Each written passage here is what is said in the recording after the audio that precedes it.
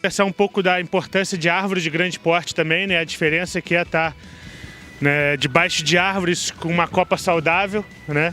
Aqui a gente já sente menos o efeito de chuva. Se a gente tivesse num dia quente, a gente teria pego um longo trajeto aqui ensolarado, né? E aqui seria uma sombra agradável para se conversar, né? Então essa é uma das importâncias da gente estar mantendo as árvores com saúde, sem podas drásticas. Para o município é muito importante esse planejamento, né? Existe o ICMS ecológico, que é arrecadado com base em áreas verdes urbanas. A arborização urbana só é incluída como área verde quando é feito um contínuo de copas, ou seja, quando é formado um túnel, quando elas se tocam, né? Se esse planejamento não for adequado, o município pode ter milhares de árvores e não estará arrecadando recursos como o ICMS ecológico, né? Então é um simples detalhe, né? Mas que entra recurso para o município, né? E otimiza a captação de recurso para poder fazer a manutenção da arborização.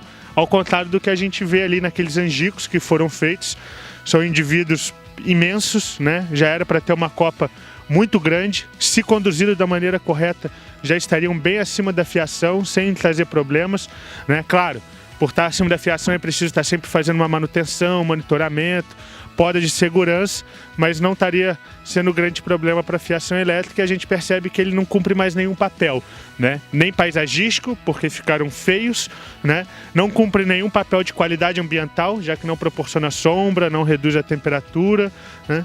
Então é a diferença da gente estar sempre se preocupando em fazer realmente a conversa com os vizinhos e até conosco mesmo, para quem faz as podas por conta própria. Bom, gente, aqui é para conversar com vocês sobre o corte das árvores que foram feitos aqui. Tinham 4 indivíduos de leucena e um indivíduo de pau-incenso, né? Foi retirada as árvores e plantada uma muda de alecrim do campo, uma das mudas doadas pelo programa Florestas Urbanas da Copel. São todas mudas dessa altura, com mais de 2,20 metros de altura, sempre com o primeiro galho vivo acima de 1,80 m, né? A importância de se ter mudas desse porte é pelo planejamento necessário, né? O planejamento da arborização urbana tem que estar integrado com o planejamento das calçadas, né? Pensando na acessibilidade. Então, quando nós plantamos mudas pequenas, é fácil notar que ela rapidamente vai abrir uma copa muito baixa, vai começar a criar galhos para o sentido da calçada, dificultando a acessibilidade. Então, por isso que as mudas sempre têm que ter essa altura, com o primeiro galho vivo já acima de 1,80 m, né?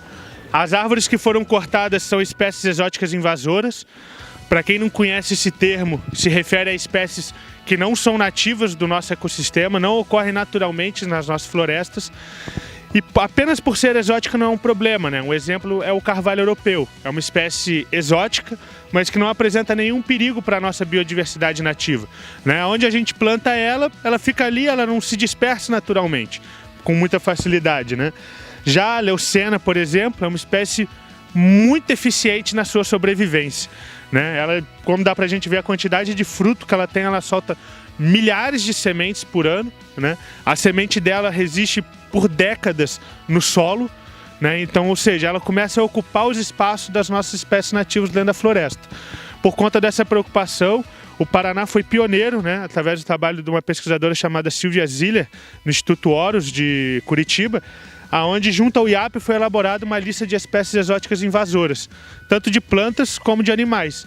Então são espécies proibidas no estado, né, aonde deve-se ocorrer a supressão das mesmas, né? O javapor, que é uma espécie de animal que dá para a gente comparar, que é uma das poucas espécies que há licença para fazer caça em áreas de florestas nativas, né? Então é uma grande preocupação nacional, né, em especial aqui do estado do Paraná, para estar se fazendo o combate às espécies exóticas invasoras.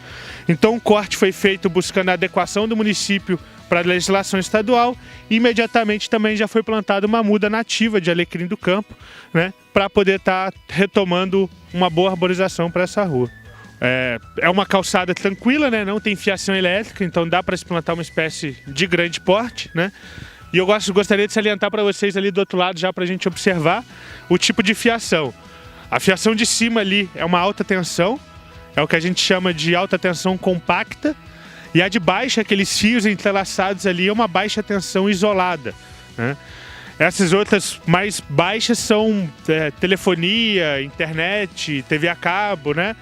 Essas têm um pouco de problema com a arborização, principalmente relacionada ao manejo, mas as fiações elétricas da Copel A fiação de alta tensão compacta e baixa tensão isolada tem boa convivência com a arborização, né? Elas conseguem ficar mais próximas, os galhos podem conviver um pouco mais próximos, é uma manutenção bem mais tranquila de ser feita, né?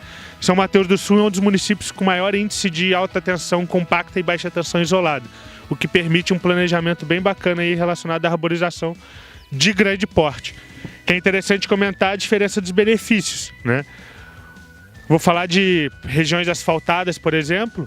Grande porte reduz a manutenção de asfalto em 48%, né? Por conta da sombra, redução de temperatura, né? Menos trabalho mecânico, termomecânico no asfalto. Já de pequeno e médio porte, esse percentual baixa drasticamente para a média de 10% a 12%. Né? Ou seja, o planejamento de uma boa arborização eficiente nos seus objetivos influencia, né, lá nos cofres públicos, na manutenção da infraestrutura urbana. Sem contar também na questão de saúde pública. Cidades mais arborizadas, as pessoas são menos sedentárias, caminham mais, buscam o seu pãozinho da tarde a pé em vez de pegar o carro, procuram ter um pouco mais de saúde, estimula a sair de casa. Então isso resulta em menos problema respiratório, menos problemas cardíacos, menos estresse, né? Uma cidade mais verde, a gente naturalmente tem um índice de felicidade mais elevado, né? Então isso reflete na fila do SUS, né? Quando a gente vai para o SUS, a gente nota sempre muita gente, né? Isso é um problema nacional, e uma cidade arborizada tem esses benefícios já na fila do SUS e nos cofres públicos. Isso aqui é o tipo de poda chamada poda em V, né? Onde o intuito é fazer a abertura da copa da árvore para a fiação passar no meio. Não é a melhor ideia, né? Já que a gente cria um ponto de ruptura ali bem na interseção da bifurcação, né? Mas não deixou de ser uma boa estratégia, né? Muito melhor do que estar se praticando uma poda drástica, né? Não é o mais adequado, gera um pouco de risco, mas é muito melhor para a arborização do que uma poda drástica, como é muito feito aqui no município.